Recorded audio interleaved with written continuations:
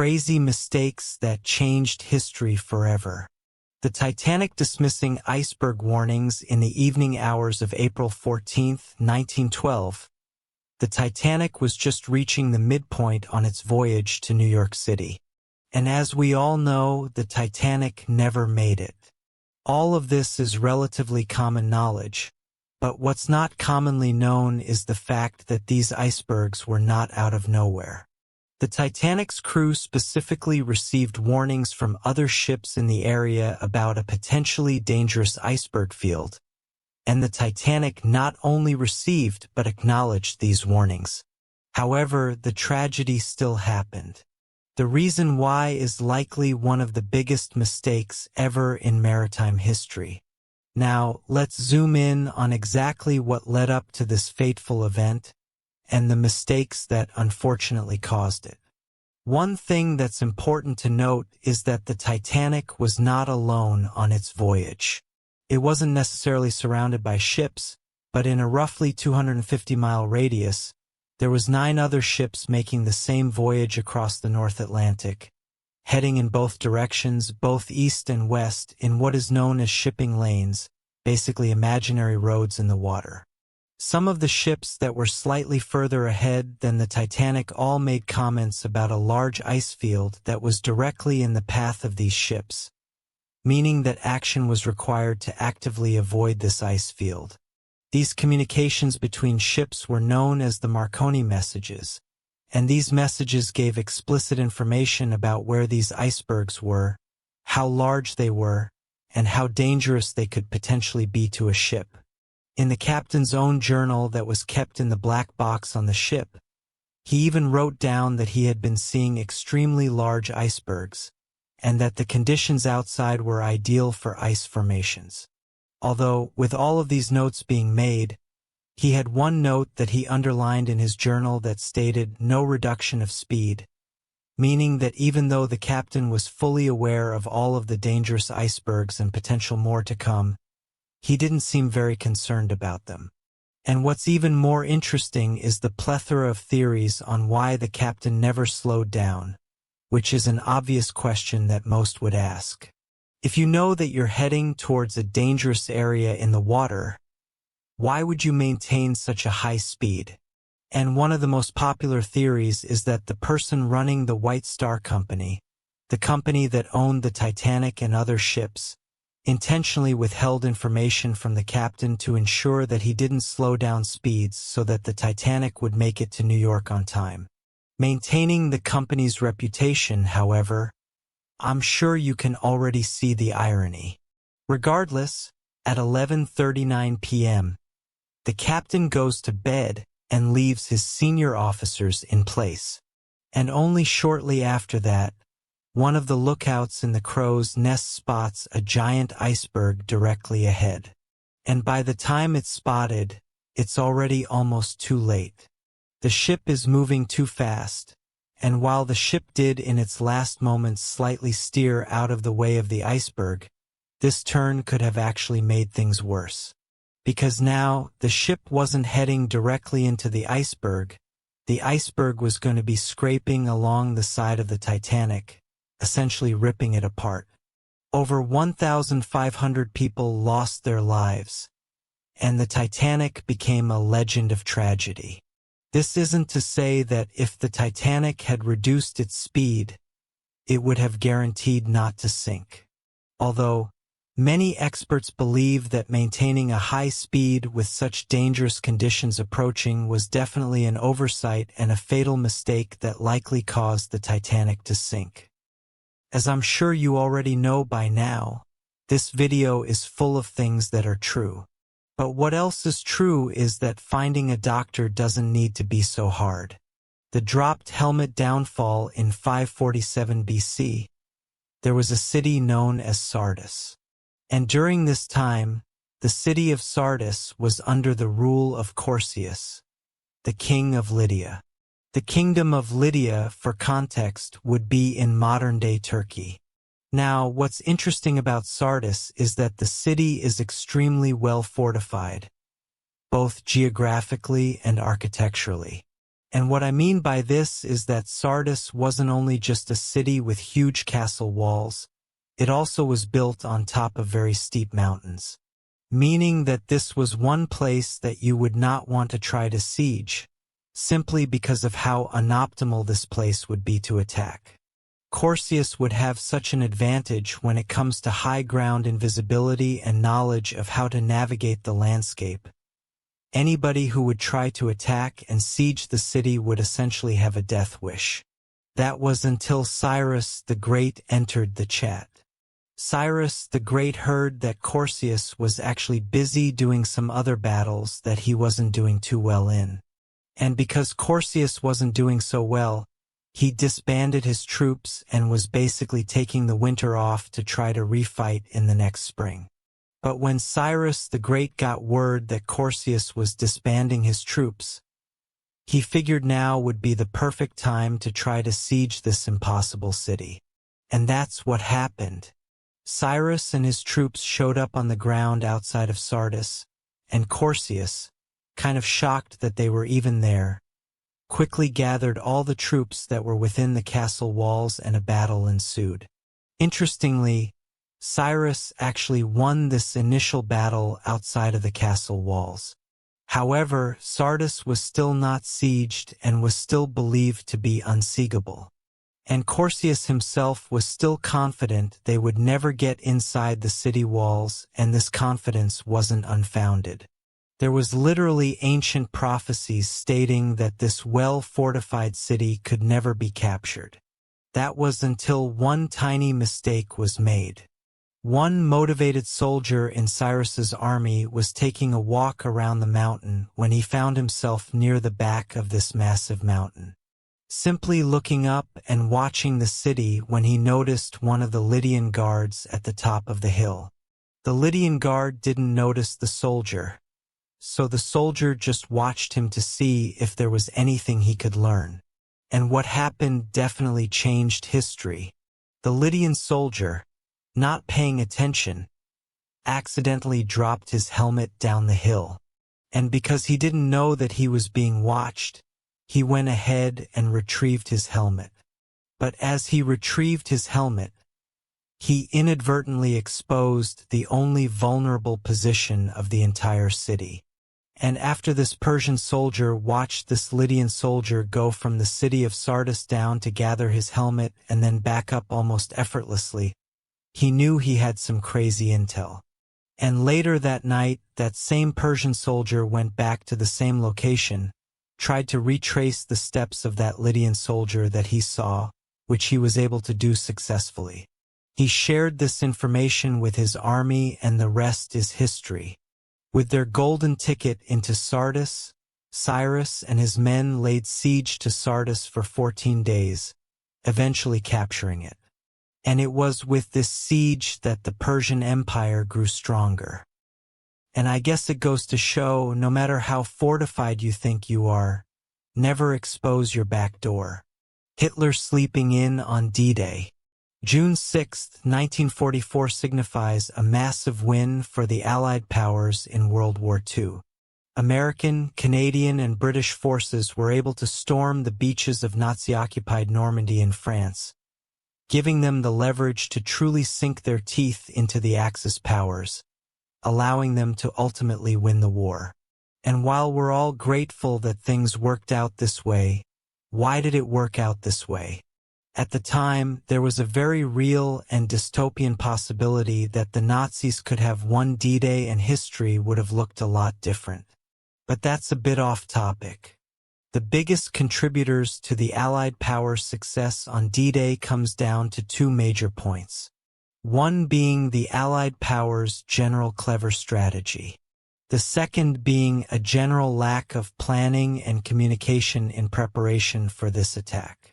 And when I say in preparation, I mean the Germans knew that the coast of France was susceptible to an attack, and they were at this point expecting it. But the only problem was they didn't know where the Allied forces would attack. And this was the major problem internally. Hitler and other high-ranking officials believed that Pas-de-Calais is undoubtedly where the Allied powers would try to land.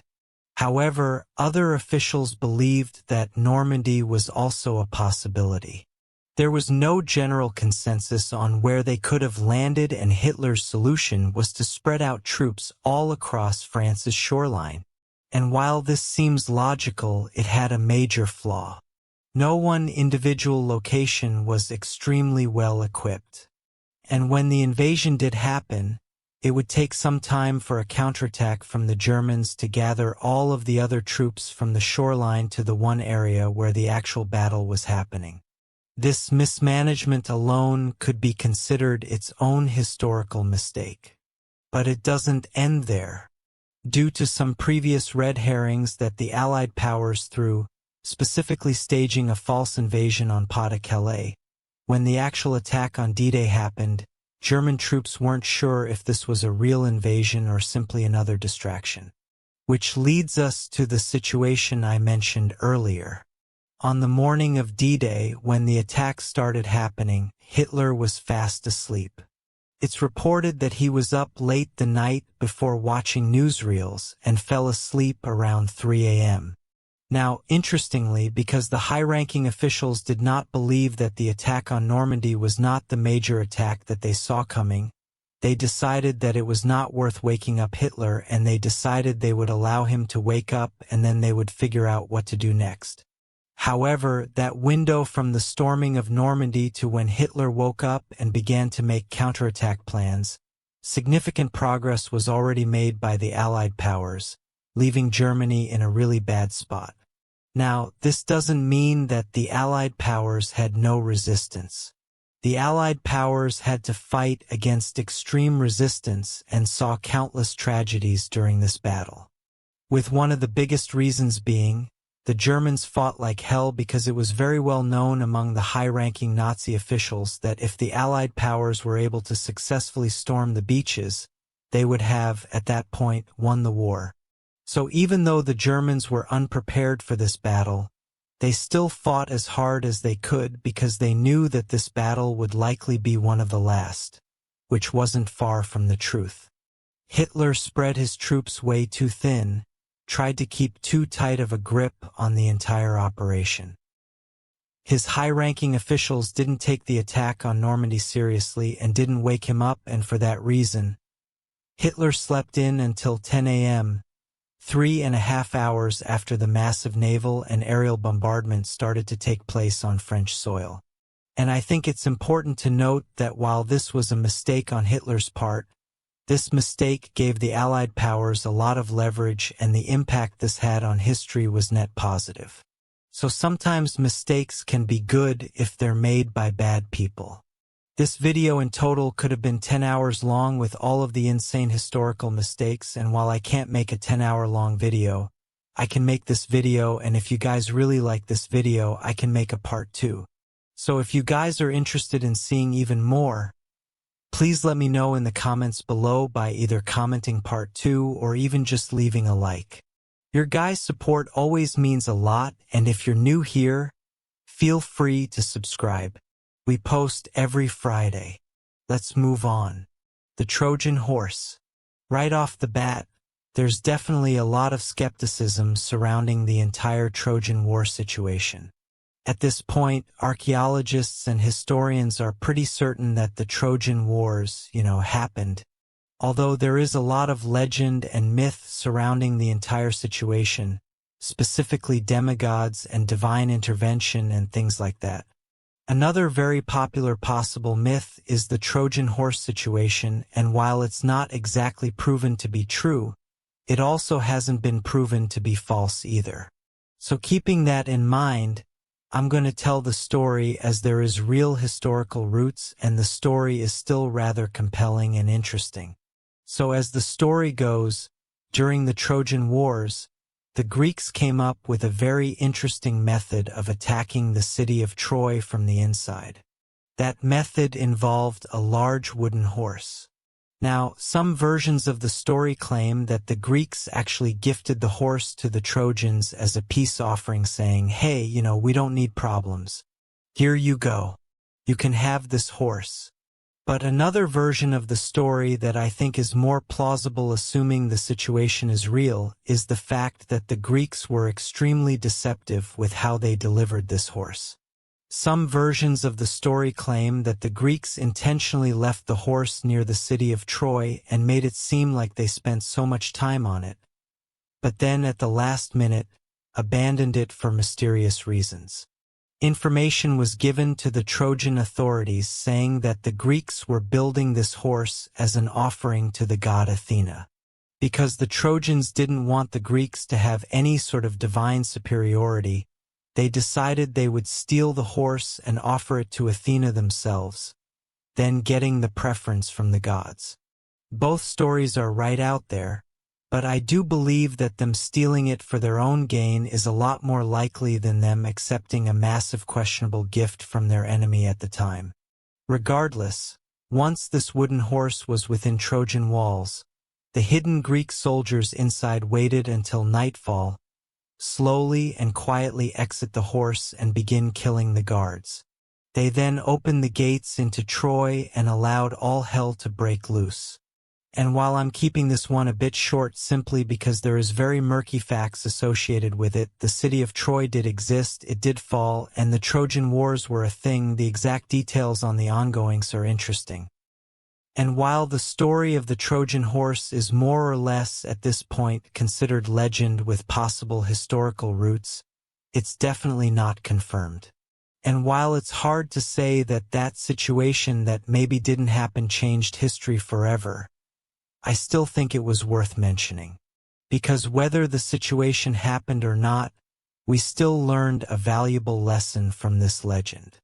The Bay of Pigs time zone confusion. The Bay of Pigs invasion was a failed military operation by the USA on Cuba during a time when Fidel Castro was gaining a lot of power within Cuba and getting really friendly with the Soviet Union, and America did not like it whatsoever.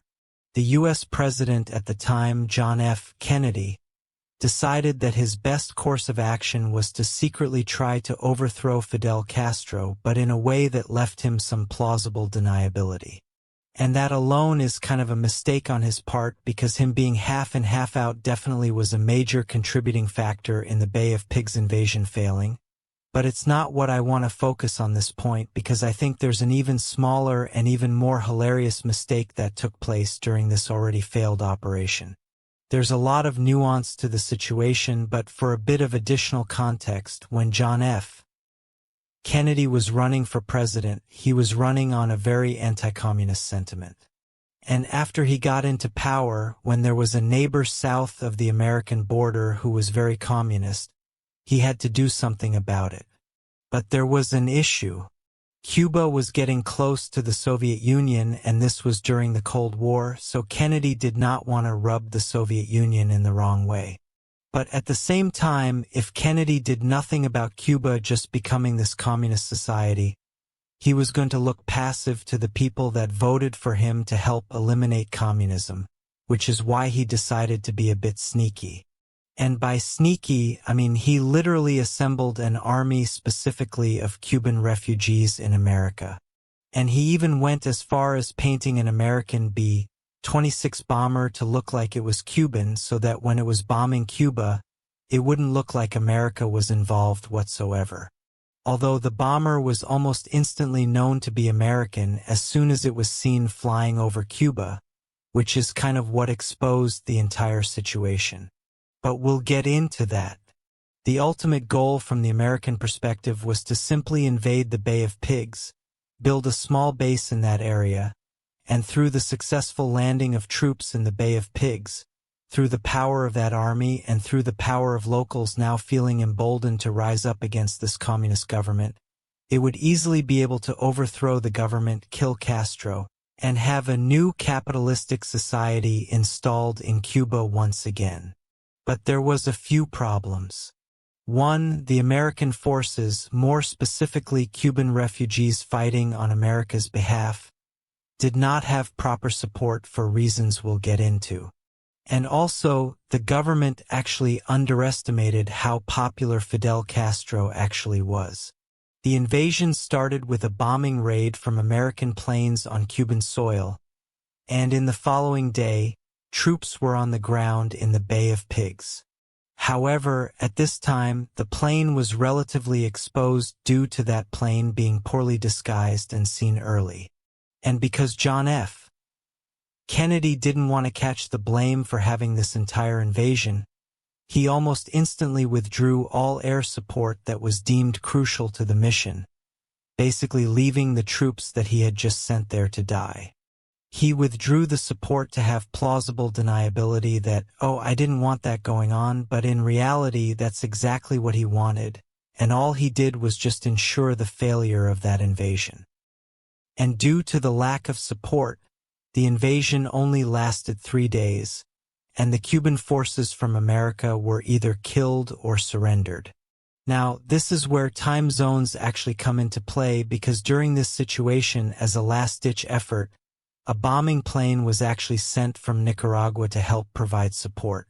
However, Nicaragua is in a different time zone than Cuba, but the bomber jet pilots did not take this into consideration. So when there was plans for the bomber jet pilot to be accompanied by fighter jets over Cuba, there was an hour difference between their plans, meaning in this last-ditch effort, this bomber plane was unescorted by fighter jets, leaving it extremely vulnerable, cutting that plan short to when the time actually came. And this sort of last-ditch effort failure was the nail in the coffin. And the backlash because of this failed Bay of Pigs invasion was the following. 1. Fidel Castro only grew stronger as a leader because in the eyes of the Cuban citizens, he had just defended the country from an attack from the American government, the biggest military machine in the world, making him look like an extremely strong and powerful leader. And besides making the citizens favor Fidel even more, this made Fidel favor the Soviet Union even more, which is why this situation was basically the catalyst for the Cuban Missile Crisis, which only happened a year later. So yeah, although there was military fighter pilots that were not able to remember time zones between Nicaragua and Cuba, leaving a bomber plane completely vulnerable, that's more or less of an oversight in this entire operation that was ultimately a huge failure for the American government. And this definitely had very serious historical repercussions. NASA ignoring Challenger warnings. In 1986, the space shuttle known as Challenger was set for an amazing mission. The shuttle had 7 bright astronauts on board, and this crew was ready for takeoff.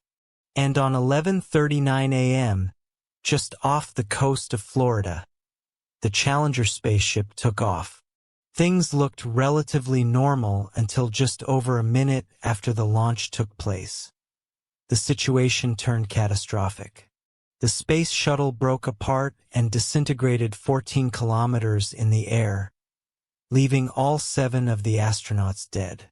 This failed launch was a national tragedy. However, it could have been easily prevented.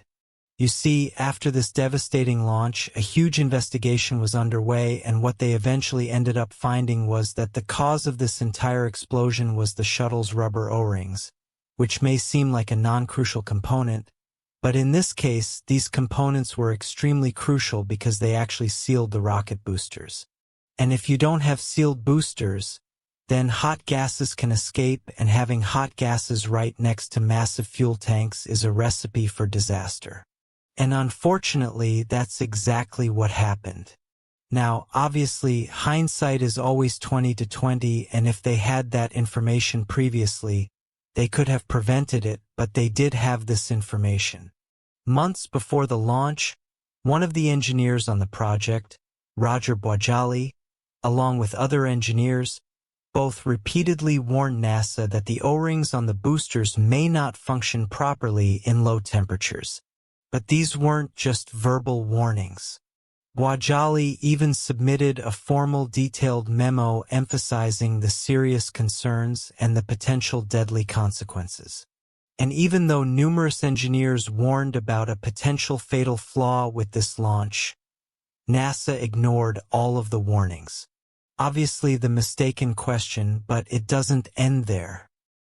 Because once it was clear that NASA was not taking these concerns seriously, a group of individuals formed, making it their mission to stop this launch for the safety of the astronauts. Although they didn't have the authority or support to actually prevent the launch from happening. And despite NASA being aware of the potential flaw, the launch still took place and the world lost 7 astronauts and NASA lost a lot of trust. One of the most devastating parts of this entire situation is that NASA knew that the specific failure of this O-ring would only be triggered by a cold environment. And even with this information, they decided to launch the rocket in January, which in Florida isn't typically that cold. But this day that it launched was particularly cold. And even still, with both of these factors, they still continued to launch on that day. When doing research for this section, I actually watched a video by Free Documenter on YouTube that has a full 50-minute breakdown on why this entire situation happened.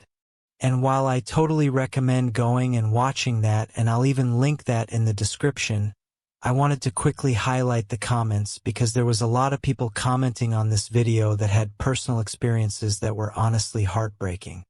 One of which comes from Leslie, where she states that her father was actually one of the engineers who tried to stop the launch.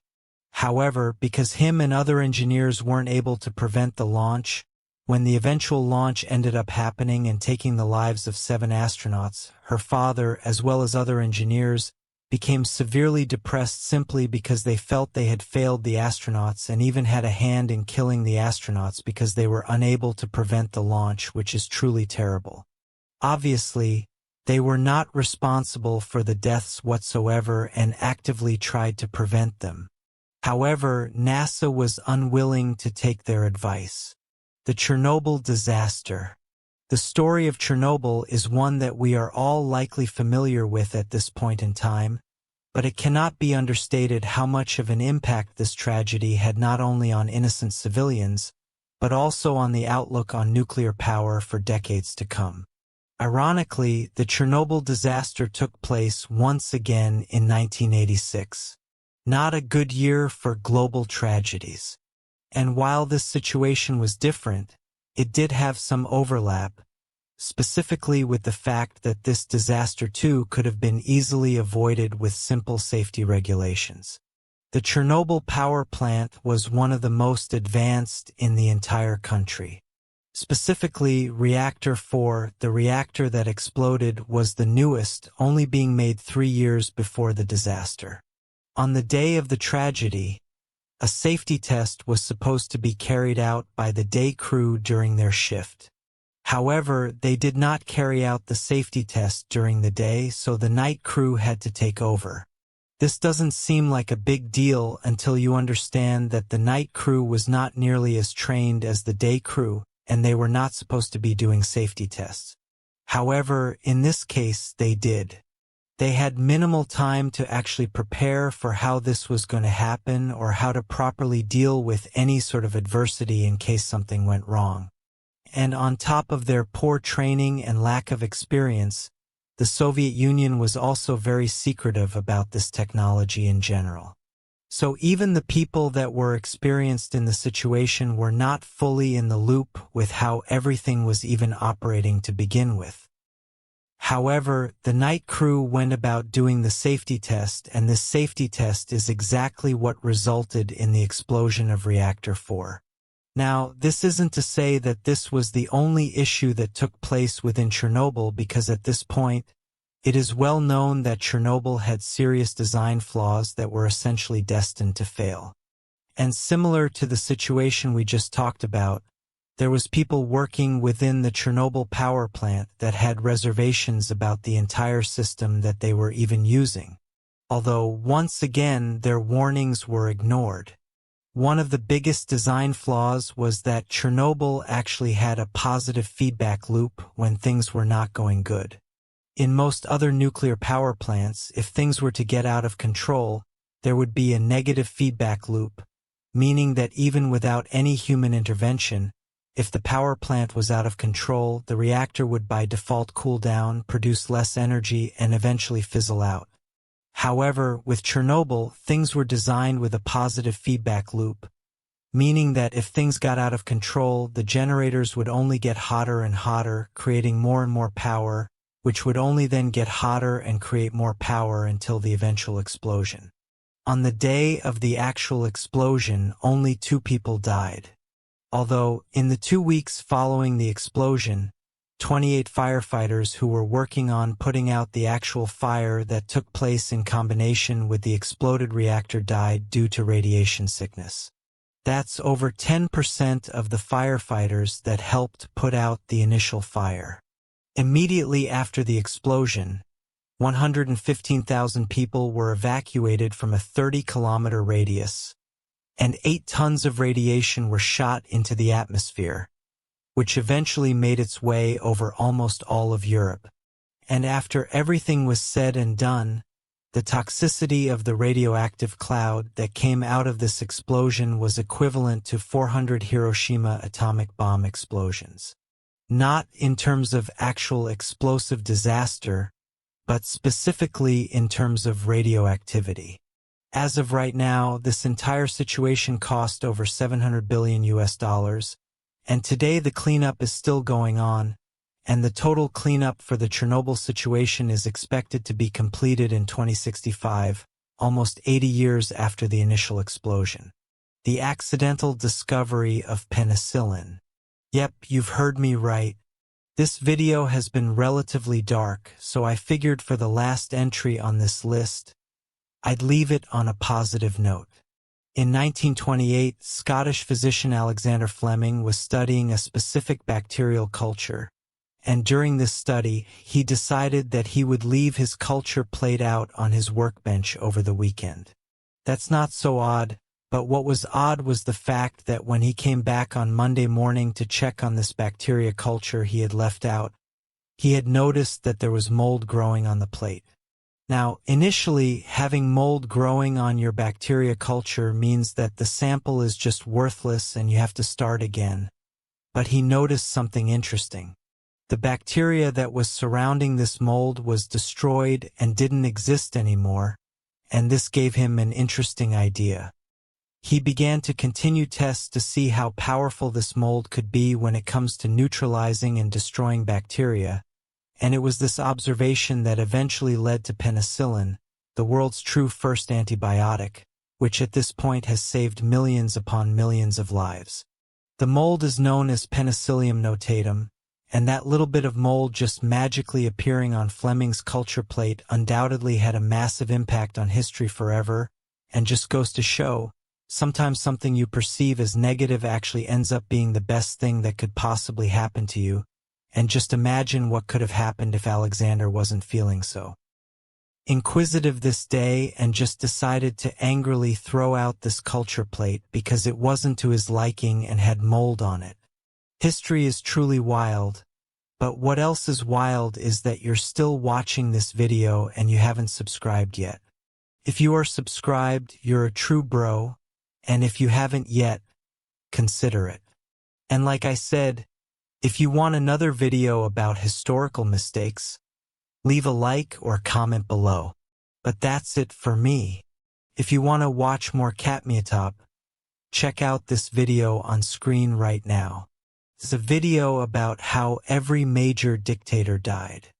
It's some pretty interesting and pretty morbid history. Thank you guys so much for watching, and as always, Catmeatop.